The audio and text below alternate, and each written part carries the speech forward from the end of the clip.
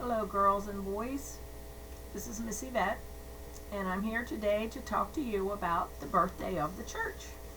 This weekend, we celebrate what is called Pentecost, and it is when God sent the Holy Spirit to the apostles. And there are several readings. The first one is a reading from the Acts of the Apostles. It's a rather lengthy reading, so I'm not really going to read the whole reading. I'm just going to give you a few tidbits out of it. Okay? The second reading is from 1 Corinthians, or it could be from Galatians, whichever they choose to read on this Sunday. And then our gospel is from the Gospel of John. Okay. So today, actually, or this weekend, is the last day of Easter time or Easter season. It is another wonderful feast called Pentecost. Okay? The prefix Penta means 50. For 50 days we have been celebrating the risen Christ and learning more and more about what he had to teach us. Eventually, Jesus had to go back to the Father in heaven. He promised, though, that he would not leave us alone. Today we hear how Jesus sent the Holy Spirit to his followers to be with them and with us in heaven. To be with us forever. The Holy Spirit is the third person of the Holy Trinity. You know, when you make the sign of the cross, you say Father, Son, and Holy Spirit. That's the third person, Holy Spirit. The Holy Spirit is our helper from God.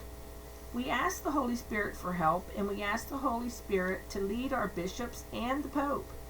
We cannot see the Holy Spirit because he is not a physical being. He does not have a body as you and I do, or as Jesus does. Nevertheless, the Holy Spirit is everywhere because he is God.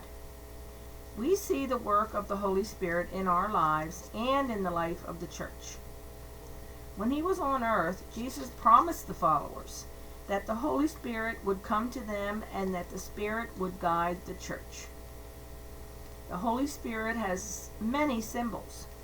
Do you remember when Jesus was baptized?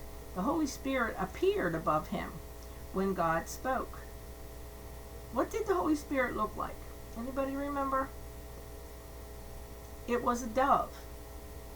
And that symbolized peace. Okay? Remember when his cousin John the Baptist baptized Jesus in the Jordan River? Sometimes the Holy Spirit is represented by flames of fire. The Gospel writer Luke describes the time when the Holy Spirit came to the apostles, as Jesus promised he would. He described the flames and fire appearing at the head of each disciple. Fire can light our way. It warms us. It can change things like metals. It can also destroy things. But when it does, it can make way for something new and better. Fire is very powerful, and so is the Holy Spirit. Finally, the Holy Spirit is sometimes described like a strong wind or a breath. The Holy Spirit is sometimes called the breath of God. So the Holy Spirit is the life of God. He is also like a strong wind. Winds that are strong blow seeds to new ground. It can also, like fire, be powerful enough to destroy things, yet inspire people to rebuild. Sometimes a soft wind, a breeze, can be very refreshing and relaxing. It can bring calm peace. Jesus said that the Spirit would do all these things for those who believe. Jesus was with his friends for only a few years. There was so much to tell them about God, and Jesus couldn't teach it all. Jesus said that he would also be the job of the Spirit to teach everyone more about God. Jesus calls the Holy Spirit the advocate or advocate. This is a big word. An advocate is someone who speaks on behalf of another.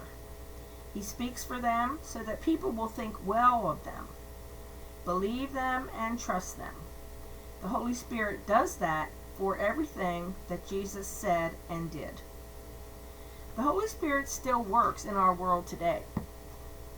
When you join your families in a moment, watch very carefully when the priest prays over the bread and the wine. He will raise his hands and ask God to send the Holy Spirit to change the bread and the wine into the body and blood of Christ.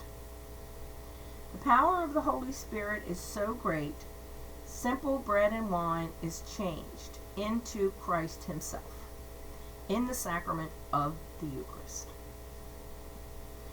So that's what the